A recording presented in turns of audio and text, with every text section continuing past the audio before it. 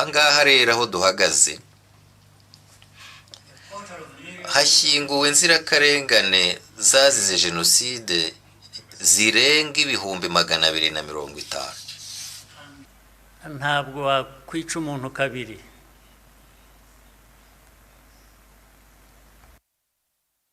Bigerageje azakwica mbere yo kumwica. Ubwo turaha mutureba bamwe bajya bashinyagura bavugira hanze. Igihugu cyose, igihugu cy'u Rwanda ureba ntabwo gishobora gupfa kabiri.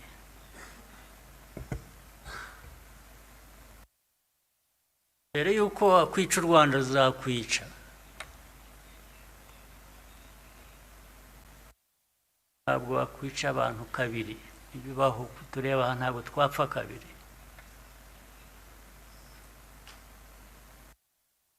Ari twe bakuru, ari abana bacu, ntawe uzabica kabiri, ntibishoboka, ntabwo byakunda. N'uyu munsi turacyabona abantu bayobya abandi bashaka kugoreka ukuri. Kugeza uyu munsi barahari. Iki si ikibazo cy'ubumenyi buke gusa, ahubwo hari ikindi kirenze ibyo. Ibi bisobanuye ko impungenge zo kongera kubona amateka mabi yisubiramo zigihari kandi zifite ishingiro. Twebwe ubwacu n'inshuti zacu turamutse twigize ba ntibindeba. Guhakana jenoside bitangira mbere y'uko jenoside ubwayo ishyirwa mu bikorwa.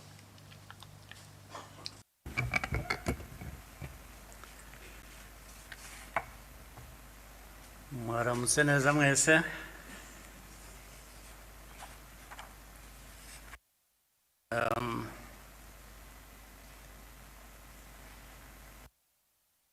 Ngo mpere ku ngingo yo kuvuga ubuhamya Minisitiri Bizimana yatugejejeho. Hari ubundi buhamya burebure burimo amateka akomeye Theoneste namaze kutugezaho. Ibyo twumvise byose bifite aho bishingiye.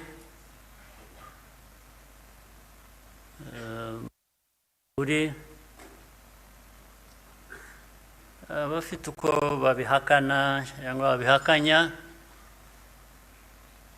ngira ngo bafite akazi gakomeye kugira ngo uhindure amateka nk'ayo y'abantu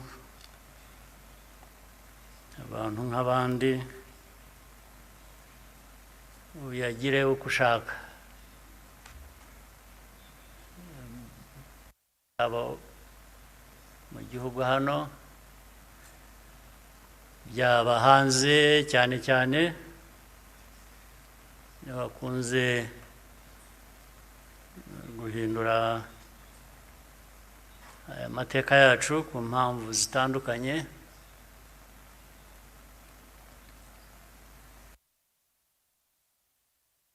Ibi rero ngira ngo bafite ibyo bazahangana nabyo kugira ngo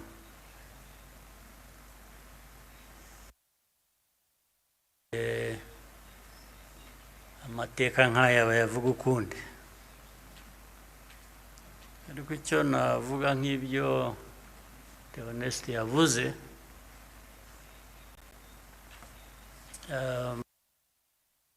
ibihe byo birahinduka, ibihe byarahindutse.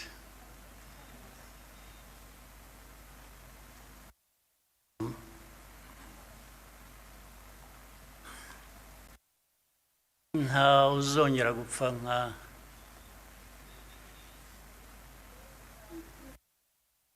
nk'uko Theoneste yabivugaga n'abapfuye cyangwa nawe uko yapfuye buriya yarapfuye kuba ariho ni nko kuzuka ariko nta wakongera gupfa kuriya impamvu kandi mu zindi nyinshi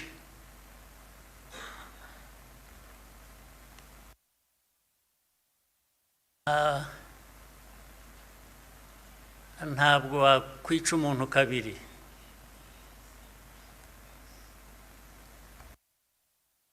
bigerageje azakwica mbere yo kumwica ubwo turi aha mutureba bamwe bajya bashinyagura bavugira hanze igihugu cyose igihugu cy'u Rwanda ureba ntabwo gishobora gupfa kabiri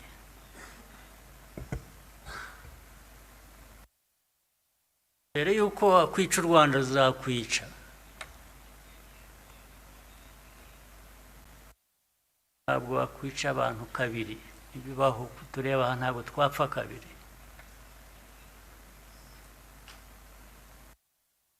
ari twe bakuru ari abana bacu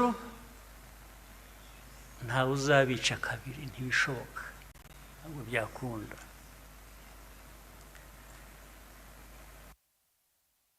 tuzabaho nk'uko abantu bakwiriye kuba babaho nk'uko abandi abari bose babaho byanze bikunze ntawe twabisaba kubaho ntawe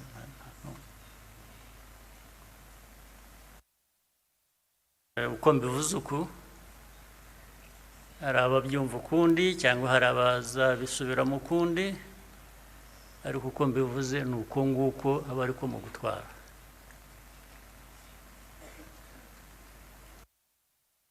ndabasaba rero ngo nkomeze ijambo ryanjye mu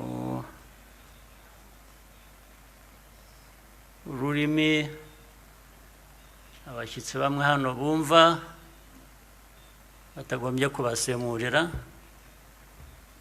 cyangwa se benshi cyane bari hanze bafitanye isano n'amateka yacu harimo n'abo bayahindura bakayagira uko bashaka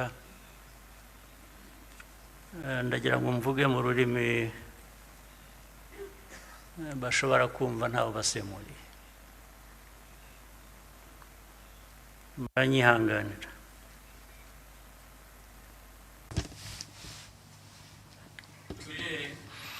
uyu munsi twongeye guteranira aha kugira ngo twibuke kuba ari hano n'abadukurikiye binyuze mu ikoranabuhanga ndabashimira kuba mwifatanyije natwe kuri uyu munsi ukomeye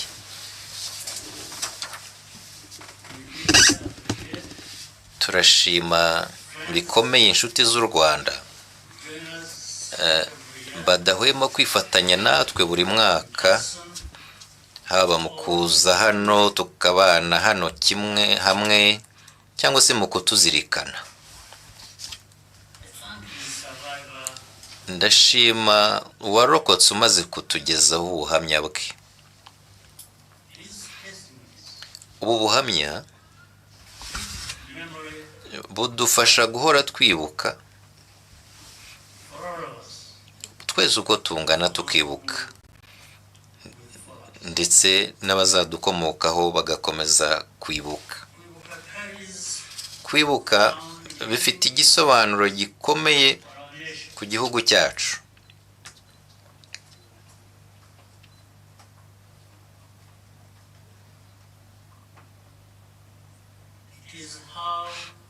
ni bwo buryo dukoresha mu guhangana no gutsinda amacakubiri yari agiye kutumara.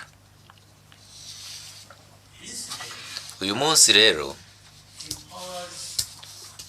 udutera imbaraga twese,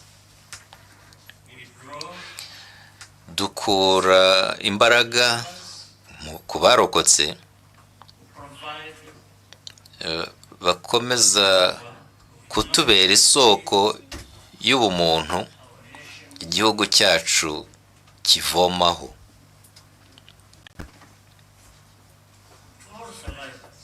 Ku barokotse mwese rero, mumenye ko mutari mwenyine.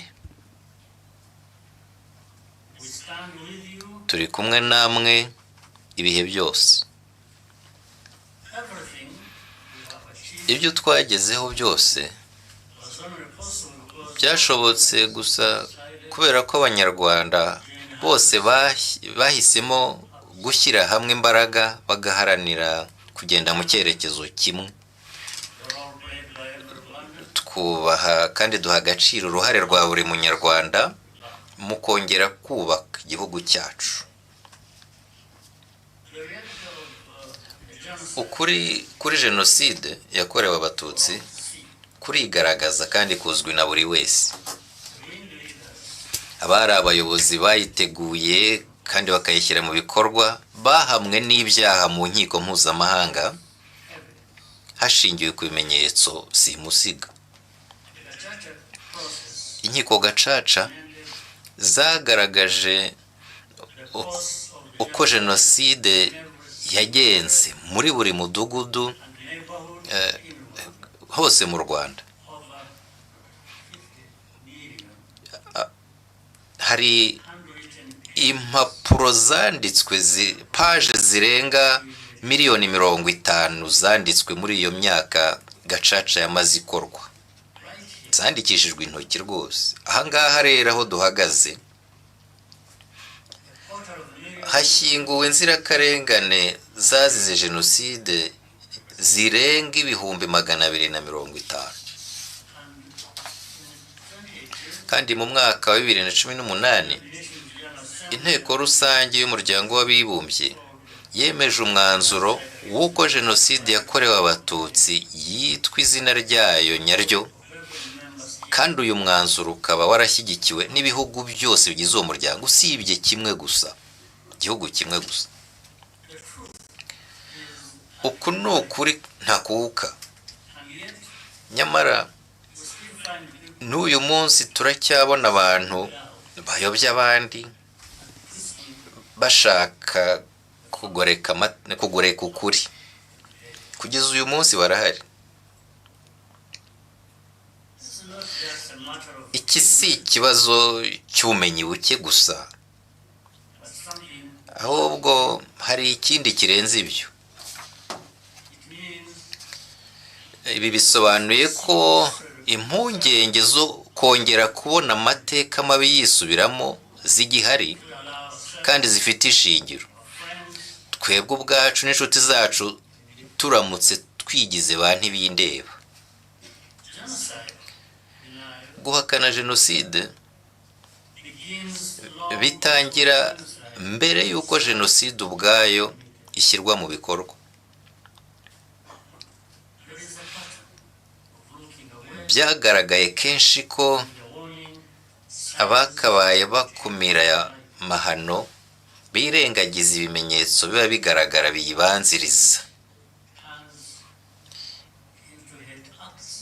Imvugo zigahinduka, imvugo z'urwango zikavamo ibikorwa by'urwango, ugasanga ari nkaho ntacyo bibabwiye. Imyifatire yakagombye kwamaganwa ako kanya ugasanga barashaka uburyo bwo kuyisobanura babigize ibintu bito bisanzwe.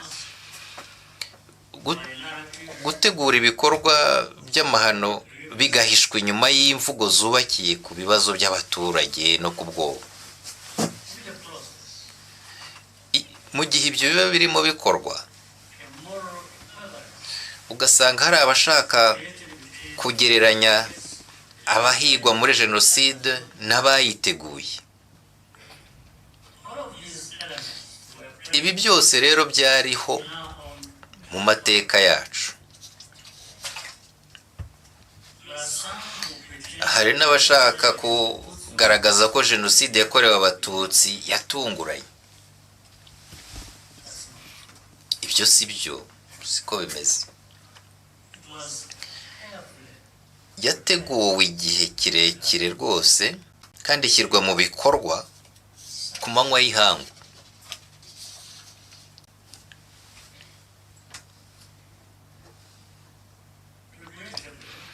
Ikibabaje ni uko hari bamwe mu bavugaga ukuri muri icyo gihe ndetse banabihagazeho rwose, bageze aho bahinduka bakwiza ibinyoma, ahanini bigaterwa n'impamvu za politiki. Interahamwe n'indi mitwe yitwara gisirikare yatozwaga ku mugaragaro kandi yigishwa urwango, intwaro zinjizwaga mu gihugu ari nyinshi, kandi abanyarwanda babirwanyaga baterwa ubwoba cyangwa baricwa. Mbere ya 1994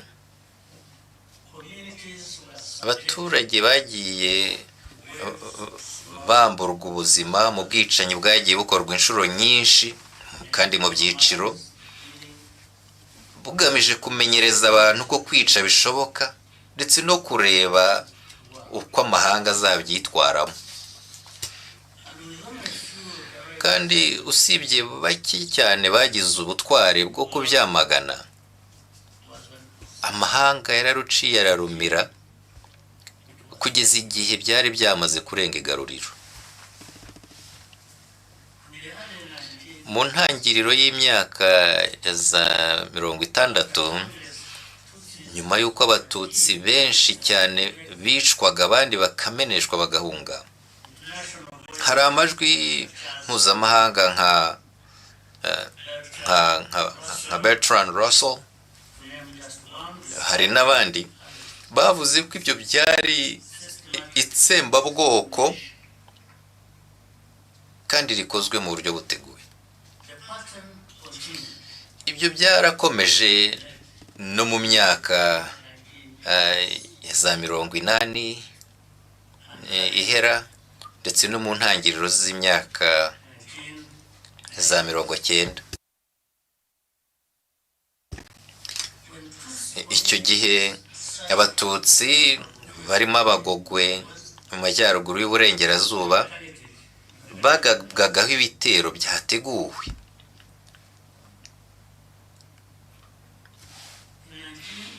Mu mwaka w'1993 komisiyo yari iyobowe na Jean Carbonara yakoze iperereza kuri ubwo bwicanyi. Nyuma yo kubona amakuru ahagije ku bijyanye n'ibyobo rusange byajungwagamo abishwe ndetse n'uruhare rw'inzego za leta muri ubwo bwicanyi, banzuye ko hari jenoside yari irimo itegurwa. Muri uwo mwaka kandi intumwa yihariye y'umuryango w'abibumbye Bakre Walinjai yaburiye abantu ko hari propaganda yateguwe yagaragazaga abatutsi nk'abanzi, ikaba yarimo ikwirakwizwa ku mugaragaro, kandi byari ugutegura abaturage kuzakora urugomo rw'ubwicanyi ndengakamere. Muri Mutarama 1994 umugaba w'ingabo zari mu butumwa bw'umuryango w'abibumbye mu Rwanda yoherereje icyicaro gikuru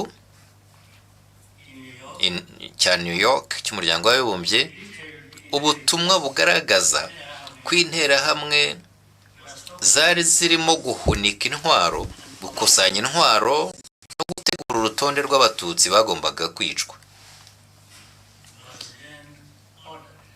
Baje rero kumutegeka kugeza ayo makuru kuri iyo leta kandi ariyo yarimo itegura jenoside, kandi bamutegeka kutagira ikindi abikoraho. Ikibabaje ni uko n'uyu munsi ntaho bitandukanye n'ibyo tubona muri aka karere kacu. Ni ibintu tubona rwose, turabibonesha amaso yacu. Jenoside imaze gutangira, imiterere yayo n'ubugome yakoranwaga byahise bigaragara. Abatutsi bose harahigwaga bazira icyo bari cyo. Nta hantu na hamwe hari umutekano, haba no mu nsengero cyangwa mu mashuri.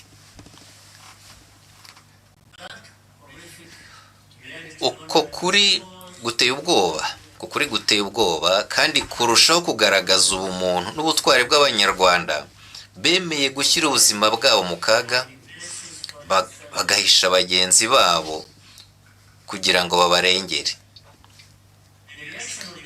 Icyo umuryango mpuzamahanga wahise ukora ni ugufasha abanyamahanga bari mu Rwanda gusubira iwabo no gukura mu gihugu ingabo nyinshi zari mu butumwa bwo kubungabunga amahoro. Kuri Eto Kicukiro, ubwo ingabo z'umuryango w'abibumbye zahavaga, Abatutsi ibihumbi n'ibihumbi bari bahahungiye baratereranwe baricwa. Ibyo ni ibintu byagiye bigaragara hirya no hino mu gihugu. Izo ngabo ziza kuba zarashyigikiwe kugira ngo zihagume kandi zirinde Abanyarwanda, abicanyi bashoboraga kubuzwa gukora ibyo bakoze, kandi benshi mu bishwe baba bakiriho n'uyu munsi.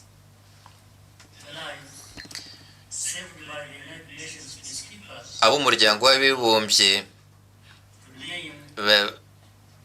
basize mu Rwanda bakabasha kugira abo barokora, bigaragaza ko hari byinshi byashoboraga gukorwa iyo habaho ubushake bwa politiki. Ndetse n'igihe ubwicanyi bwari bumaze gufata indi ntera, amagambo yakoreshejwe mu gusobanura ibyari biriho biba nayo yerekanye gushaka gukoresha amagambo yumvikana neza ariko aterekana ukuri kw'ibyabaga. Jenoside ifite igisobanuro mu mategeko mpuzamahanga kugira ngo ababyumva bamenye ko bafite inshingano yo gutabara kandi bagira icyo bakora. Kurebera icyaha nk'iki hanyuma ukanga nkana kukivuga mu nyito yacyo uko cyitwa, mu by'ukuri ni uburyo bwo guhakana Jenoside, ndetse bishobora no gufatwa nk'ubufatanyacyaha. The technology existed to disrupt the radio broadcast. Ndetse n'igihe ubwicanyi bwariho bukorwa, ikoranabuhanga rikenewe ryari rihari, indege zo kubuza amajwi gukwirakwizwa zari zihari.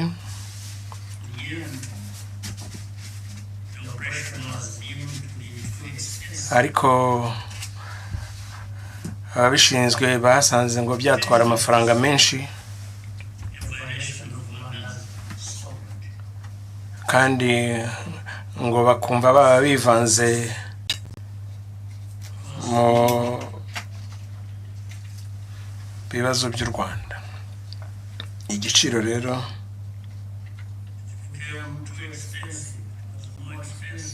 ngo basanze ari kinini,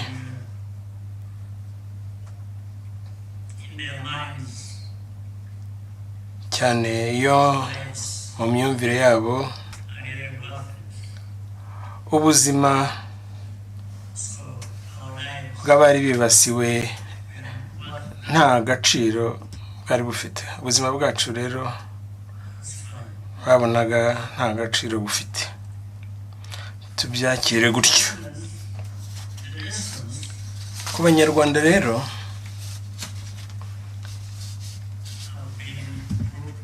isomo twahakuye ryari riremereye.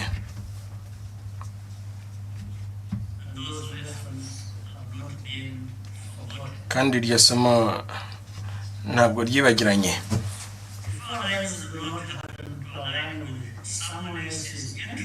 Iyo ubuzima bwacu butajyanye n'inyungu z'undi muntu, biba bivuze ko nta mpamvu yo kuburengera cyangwa yo kuburokora. Tubyakire. Niyo mpamvu rero byabaye ngombwa ko ingabo zahoze ari za RPA zirwana urugamba rwo guhagarika jenoside kandi zikaruhagarika. Igidutera agahinda gakomeye nuko tutabashije kuhagerera igihe. Uko ni ukuri kw'amateka. Uretse ko n'uyu munsi hari abadashaka kubyemera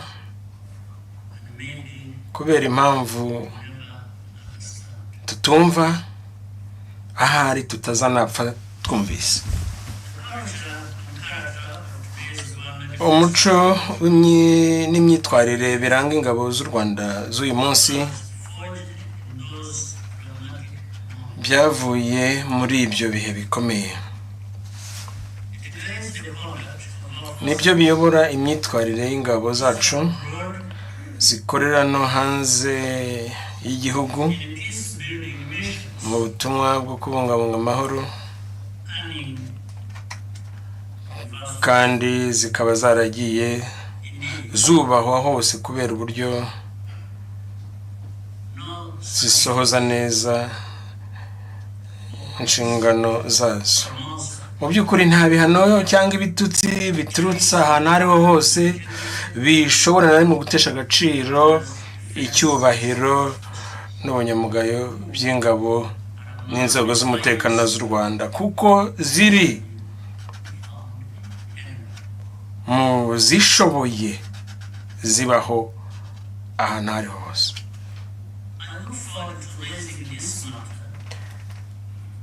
Ntegereje kuzaganira kuri iki kibazo cy'ibihano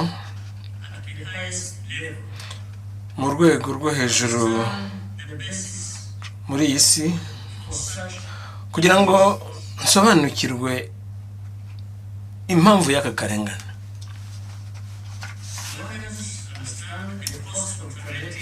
Abanyarwanda bazi neza ikiguzi cyo kwihanganira ubuhezanguni, kandi ihame ryacu shingiro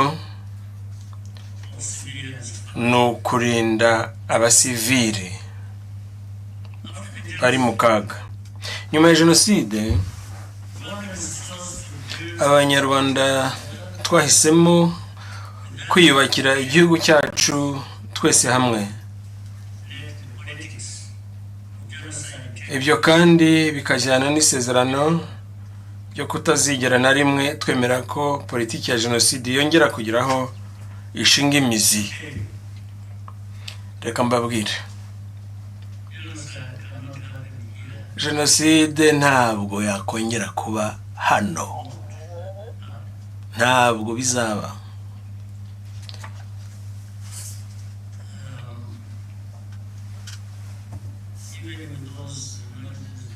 Nubwo twumva urusaku,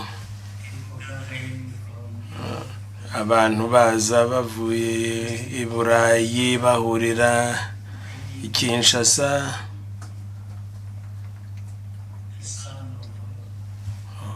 umuhungu Habyarimana agatumizwa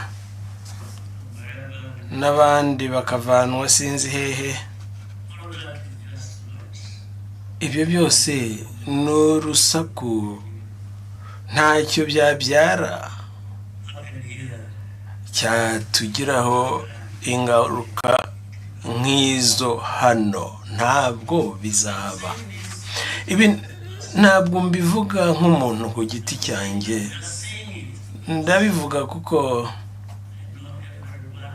nzi ko buri munyarwanda abato n'abakuru nawe yasubiramo ayo magambo ndiho ndavuga.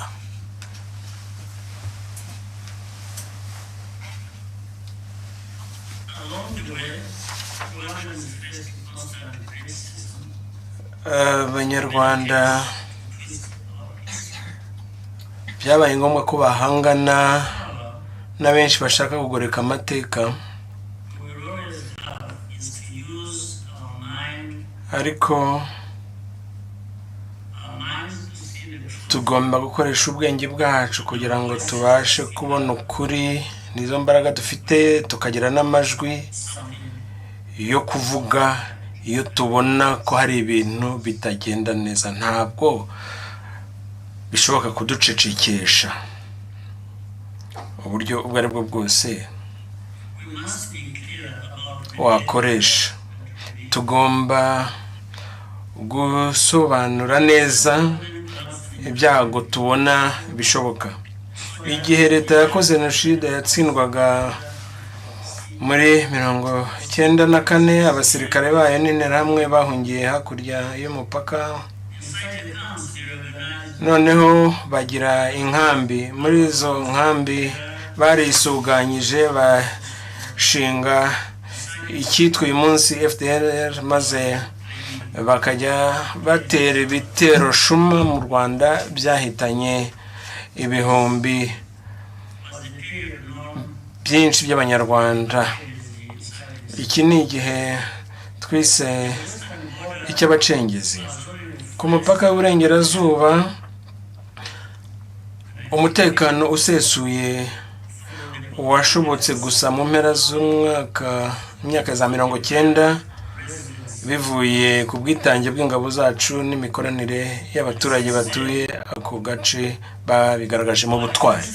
Kuva icyo gihe ingamba z'ubwirinzi zacu zigamije kugira ngo ibyo bitero bitazongera gukorwa byambukiranya umupaka. Iki si ikibazo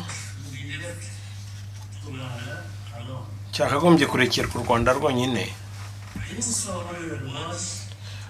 Kukirekera u Rwanda rwonyine bisa nk'ibihemba badutera, maze u Rwanda rugahanirwa kwirwanaho. Tekereza nk'umuhinzi ubona umurima we ufashwe n'inkongi y'umuriro. Mu ntangiriro umuriro ukiri muke, abaturanyi bamwe bagatekereza ko ibyo bitabareba, abandi bakavuga bati umuyaga uri buhuhire mu kindi cyerekezo, maze umuriro wizimye bakarebera bagategereza. Ariko umuyaga ntuhindura icyerekezo. Hagati aho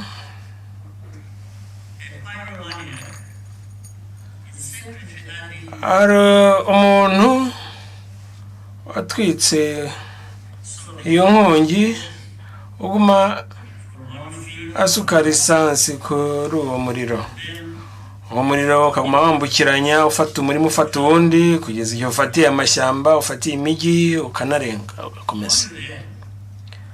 Aho rero niho abantu batangira kwirukanka n'utudobo turimo amazi,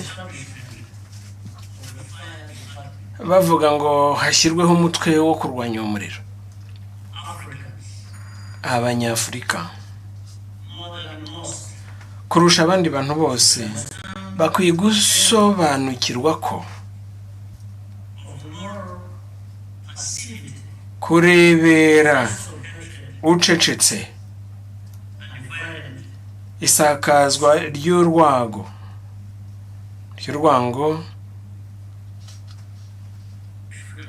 n'ubuhezanguni ari ikintu kibi cyane. Agomba kubisobanukirwa cyane cyane iyo hari disikuru z'urwango, cyane cyane iyo hari urugomo rushingiye ku buhezanguni, abanyafurika kurusha abandi bantu bose bakagombye kwibutswa icyo kintu dushingiye kuri aya mateka.